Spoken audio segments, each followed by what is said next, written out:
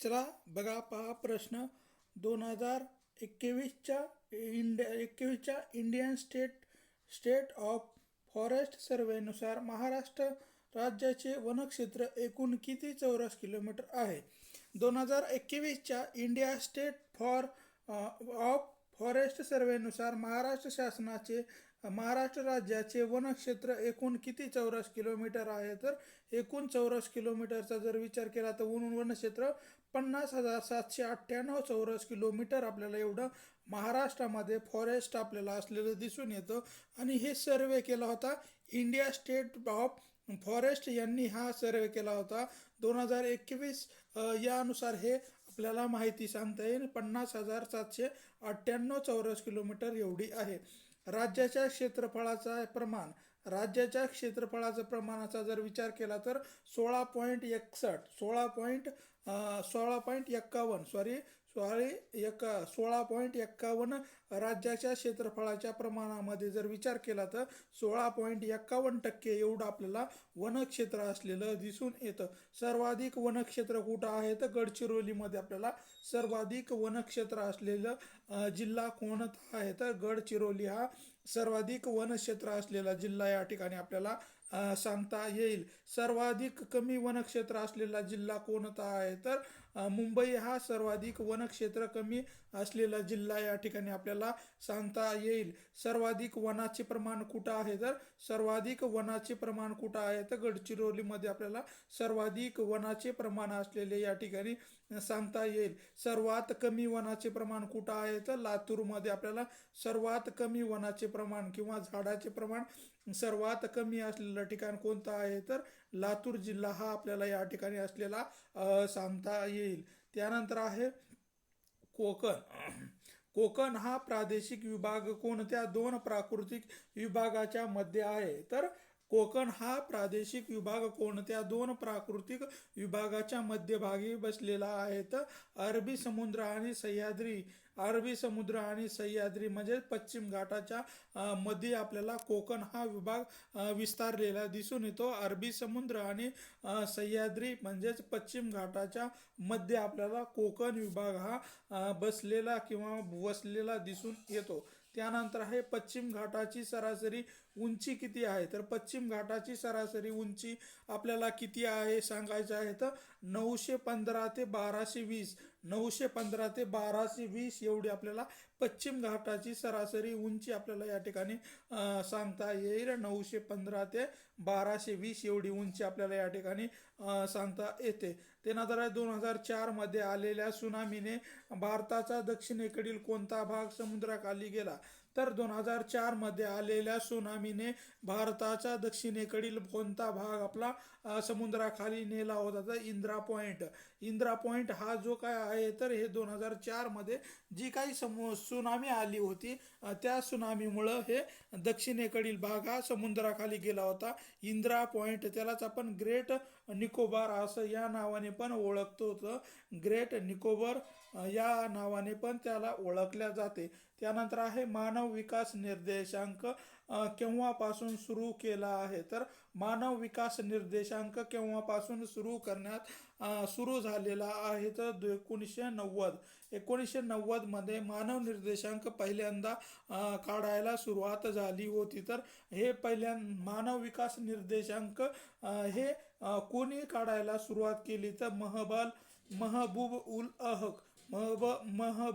हक यांनी सर्वप्रथम मानव विकास निर्देशांक काढण्यास सुरुवात झाली होती. ते पाकिस्तानी अर्थतज्ञ असलेले आपल्याला महबूब उल हक हे कोण होते तर पाकिस्तानी अर्थतज्ञ होते आणि यांनी पहिल्यांदाच मानव विकास निर्देशांक काढलेला आपल्याला या ठिकाणी सांगता येईल. त्यानंतर आहे नाटी नृत्य कोणत्या राज्याशी प्रसिद्ध नृत्य आहे तर आपल्याला नाटी नृत्य कोणत्या राज्यातील प्रसिद्ध लोकनृत्य प्रकार असलेला आपल्याला सांगता येईल तर हिमाचल प्रदेश या राज्यामध्ये नाटी हा नाट्य प्रकार आपल्याला प्रसिद्ध असलेला या ठिकाणी सांगता येईल. त्यानंतर आहे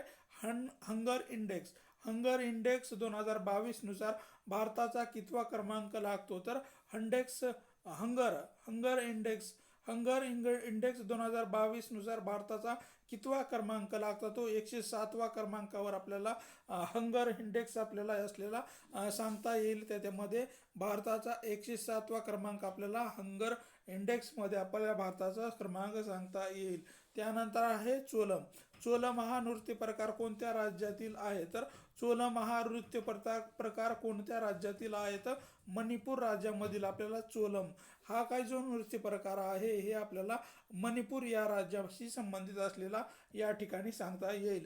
त्यानंतर आहे महाराष्ट्रातील बहुतांश वने कोणत्या प्रकारची आहे, तर महाराष्ट्रातील बहुसंख्य वने कोणत्या प्रकारची आहेत, तर उष्णकटिबंधीय किंवा शुष्क पानझडी वने. उष्णकटिबंधीय शुष्क पानझडी वने आपल्याला साधारणतः 80-60% भाग आपल्याला या वनाच्या प्रकारामध्ये आढळलेला दिसून येतो. उष्णकटिबंधीय शुष्क पानझडी वने आपल्या महाराष्ट्रामध्ये मोठ्या प्रमाणामध्ये आपल्याला असलेली दिसून येतात.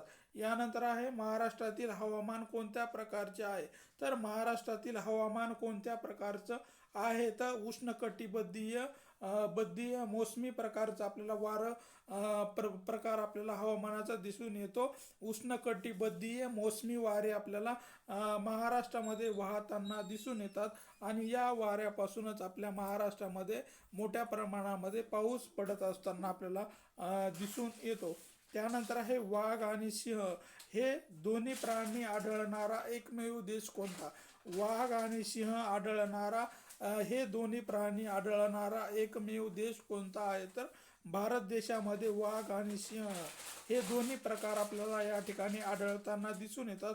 जगातील एकमेव असा देश आहे, या देशामध्ये वाघ आणि सिंह अशा दोन्ही प्राण्यांचा वावर आपल्याला होताना दिसून येतो. भारत या देशामध्ये हे एकमेव आढळताना दिसून येतात.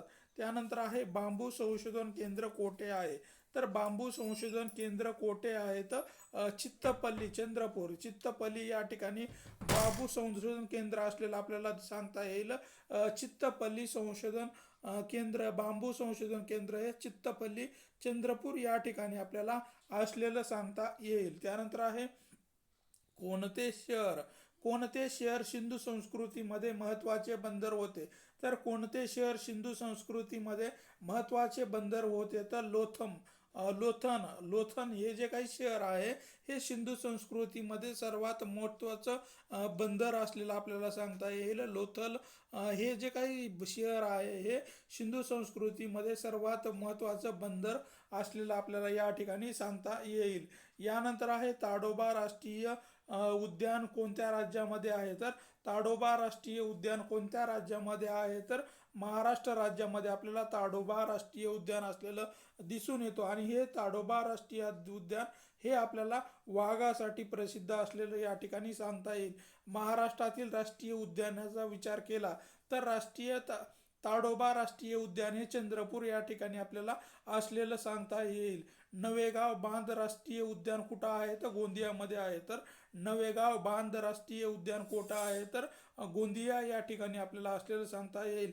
पंडित जवाहरलाल नेहरू राष्ट्रीय उद्यान कुठं आहे, तर नागपूर या ठिकाणी आहे. पंडित जवाहरलाल नेहरू राष्ट्रीय उद्यान कोठे आहे, तर नागपूर या ठिकाणी आपल्याला असलेलं सांगता येईल. संजय गांधी राष्ट्रीय उद्यान कोठे आहे, तर बोरीवलीमध्ये.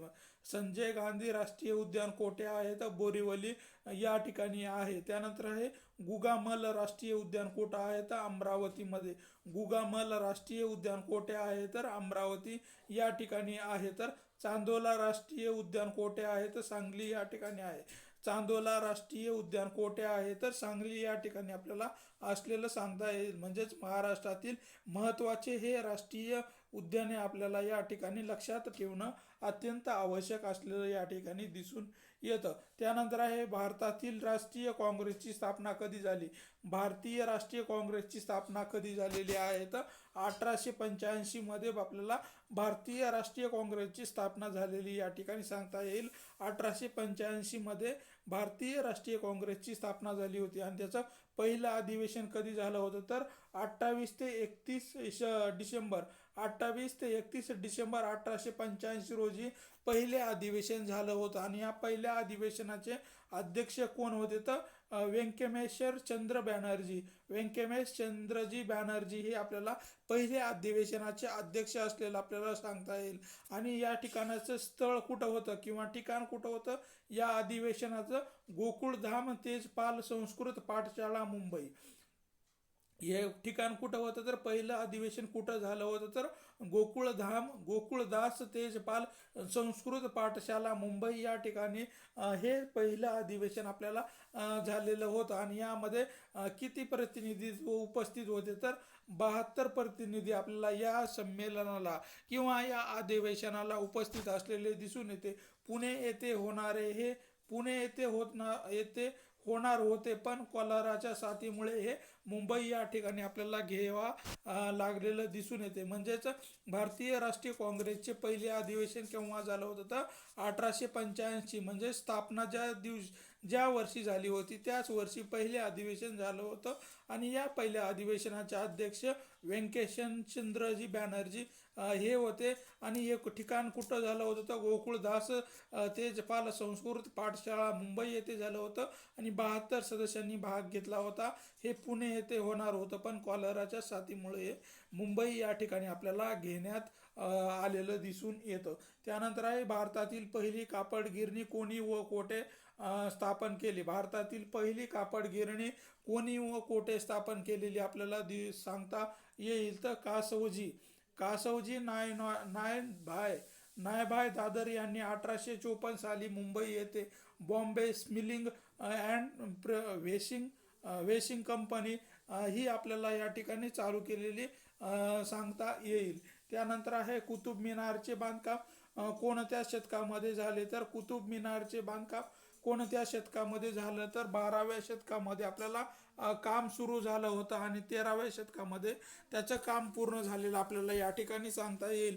म्हणजेच कुतुब मिनारचे बांधकाम हे 12व्या शतकामध्ये सुरू होऊन 13व्या शतकामध्ये आपल्याला पूर्ण झालेलं सांगता येईल कुतुब मिनार याचं होय. तर हुमायूनच्या लेखिका असलेल्या बहिणीचे नाव काय आहे तर हुमायूनच्या लेखिका असलेल्या बहिणीचं नाव काय आहे तर गुलबदन बेगम. आपल्याला हुमायूननामा हे हुमायूनचे आत्मचरित्र लिहिला तर त्याची बहीण होती. हुमायूनची बहीण कोण होती तर गुलबदमा बेगम यांनी ही होती. आणि हिनं काय केलं तर हुमायूनचा आत्मचरित्र आपल्याला यांनी लिखाण केलेलं आपल्याला या ठिकाणी दिसून येतं. व्यक्ती व वल्ली या पुस्तकाचे लेखक कोण तर व्यक्ती व वल्ली या पुस्तकाचे लेखक कोण आहेत पु ल देशपांडे हे व्यक्ती आणि वल्ली या पुस्तकाचे लेखक आपल्याला असलेले सांगता येतील पु ल देशपांडे होय. मेवाती घराण्याचे गायक कोण होते तर मेवाती घराण्याचे गायक कोण होते तर पंडित जसराज. तर मेवाती घराण्याचे गायक कोण होते तर पंडित जसराज हे आपल्याला मेवाती घराण्याचे गायक असलेले या ठिकाणी सांगता येईल. त्यानंतरचा आहे पिट्स इंडिया ऍक्ट हा कायदा किती सालचा आहे तर पिट्स इंडिया ऍक्ट हा कायदा कधी लागू झाला होता तर किंवा किती सालचा आहे तर 1754 मध्ये आपल्याला पिट्स इंडिया ऍक्ट आपल्याला चालू झालेला दिसून येतो. आणि ब्रिटिश पंतप्रधान विल्यम पीट द हंगर यांनी हा कायदा आपल्याला लागू केलेला दिसून येतो. 1784 मध्ये पिट्स इंडिया ऍक्ट हा आपल्याला लागू झालेला दिसून येतो. आणि रेग्युलेशन ऍक्ट किती होता तर 1773 मध्ये आपल्याला रेग्युलेशन ऍक्ट लागू करण्यात आलेला होता. ऍक्ट ऑफ 1786 लॉर्ड कॉर्नवॉलिस यांच्या आग्रहाने हा कायदा आपल्याला सुरू करण्यात आलेला दिसून येतो. त्यानंतर आहे चार्टर ऍक्ट 1793, 1813, 1833 आणि 1854 मध्ये चार्टर ऍक्ट आपल्याला या भारतामध्ये लागू करण्यात आलेले दिसून येतात. यानंतर स्वराज्य हा माझा जन्मसिद्ध हक्क आहे, हे विधान कोणाचे आहे? स्वराज्य हा माझा जन्मसिद्ध हक्क आहे, हे विधान कोणाचे आहे? तर लोकमान्य टिळकांनी असे उद्गार काढले होते की स्वराज्य माझा जन्मसिद्ध हक्क आहे आणि तो मी मिळविणारच आहे, असं लोकमान्य टिळकांनी आपले उद्गार काढलेले या ठिकाणी दिसून येतात. त्यानंतर आहे ब्रह्मो समाजाची स्थापना. ब्रह्मो समाजाची स्थापना कधी झाली होती? तर 1828 मध्ये ब्रह्मो समाजाची स्थापना करण्यात आलेली होती. आता प्रार्थना समाज कधी चालू झाला होता? तर प्रार्थना समाज कधी अस्तित्वात आला होता? तर 21 मार्च 1867. 21 मार्च 1867 मध्ये मुंबई या ठिकाणी आत्माराम पांडुरंग तडकरकर किंवा दादोबा पांडुरंग तडकरकर या दोघांनी प्रार्थना समाजाची स्थापना केली होती. आणि ती कधी केली होती? तर 31 मार्च 1867 मध्ये मुंबई या ठिकाणी आत्माराम पांडुरंग तडकरकर व दादोबा पांडुरंग तडकरकर यांनी प्रार्थना समाजाची स्थापना केलेली आपल्याला या ठिकाणी सांगता येईल. त्यानंतर आहे ब्रह्मो समाज. ब्रह्मो समाजाची स्थापना कधी झालेली होती? तर 20 ऑगस्ट 1828 मध्ये कोलकाता या ठिकाणी राजाराम मोहन राय यांनी ब्रह्मो समाजाची स्थापना केलेली आपल्याला या ठिकाणी सांगता येईल. कोलकाता या ठिकाणी 1828 मध्ये ब्रह्मो समाजाची स्थापना झालेली दिसून येते. त्यानंतर आहे सत्यशोधक समाज. सत्यशोधक समाजाची स्थापना कधी झाली होती? तर 24 सप्टेंबर 1873 मध्ये महात्मा ज्योतिबा फुले यांनी पुणे या ठिकाणी 1873 मध्ये सत्यशोधक समाजाची स्थापना केली होती. पुणे या ठिकाणी महात्मा फुले यांनी 1873 मध्ये केलेली होती. त्यानंतर आहे आर्य समाजाची स्थापना कधी झाली होती? तर 10 एप्रिल 1875 या मुंबई येथे स्वामी दयानंद सरस्वती यांनी मुंबई या ठिकाणी 1875 मध्ये आर्य समाजाची स्थापना केलेली आपल्याला या ठिकाणी सांगता येईल. त्यानंतर भगतसिंग यांना फाशी तेव्हा त्यांचे वय किती होते? तर भगतसिंग यांना फाशी दिली तेव्हा त्यांचे वय किती होते? तर भगतसिंग हे 23 वर्षाचे असताना त्यांना फाशी देण्यात आलेली होती. 23 वर्षाचे असताना फाशी दिली होती. त्यानंतर आहे दयानंद सरस्वती यांचे शिष्य कोण होते? तर दयानंद सरस्वती यांचे शिष्य कोण होते? तर स्वामी विराजानंद आपल्याला हे दयानंद सरस्वती यांचे शिष्य असलेले सांगता येईल. स्वामी दयानंद सरस्वती यांचे मूळ नाव काय होतं? तर स्वामी दयानंद सरस्वती यांचे मूळ नाव काय होते? तर मूळशंकर करकसनदास तिवारी. मूळशंकर करकसनदास तिवारी हे आपल्याला दयानंद सरस्वती यांचे मूळ नाव असलेलं दिसून येतं. आणि त्यांनी आर्य समाजाची स्थापना केली होती. ती 1875 मध्ये मुंबई या ठिकाणी दयानंद सरस्वती यांनी आर्य समाजाची स्थापना केलेली होती. स्वामी विवेकानंद हे रामकृष्ण परमहंस यांचे प्रमुख अनुयायी होते. तर स्वामी विवेकानंद हे रामकृष्ण परमहंस यांचे आपल्याला प्रमुख अनुयायी असलेले आपल्याला या ठिकाणी सांगता येईल. त्यानंतर आहे सत्यशोधक समाजाची स्थापना केव्हा झाली होती? तर 1873 मध्ये सत्यशोधक समाजाची स्थापना झालेली होती आणि ती महात्मा फुले यांनी पुणे या ठिकाणी सत्यशोधक समाजाची स्थापना आपल्याला केलेली दिसून येते. त्यानंतर आहे होम रूल लीग चळवळीची स्थापना केव्हा झाली?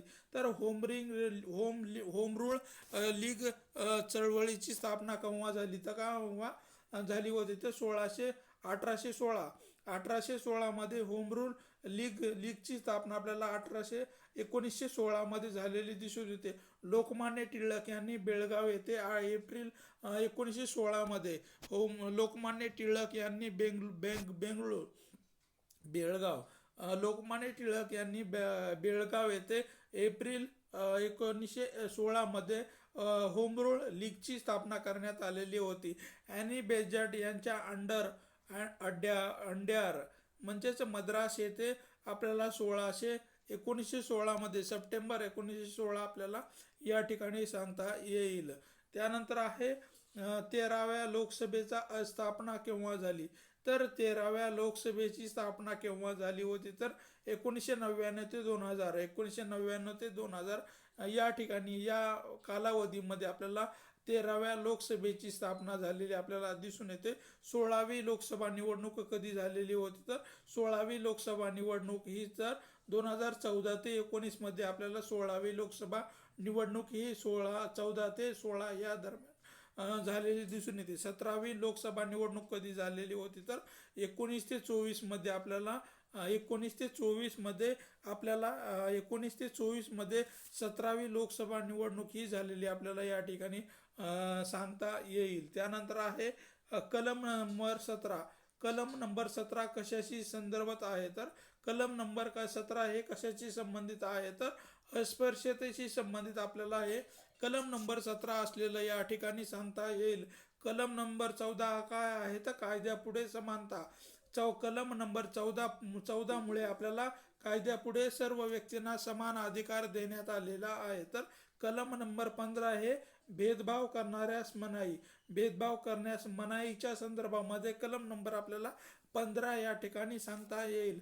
कलम नंबर 21. कलम नंबर 21 जीवित व व्यक्तिगत स्वातंत्र्याचे संरक्षण. जीवित व व्यक्तिगत स्वातंत्र्याचे संरक्षण आपल्याला कलम नंबर 21 या अंतर्गत देण्यात आलेला आहे.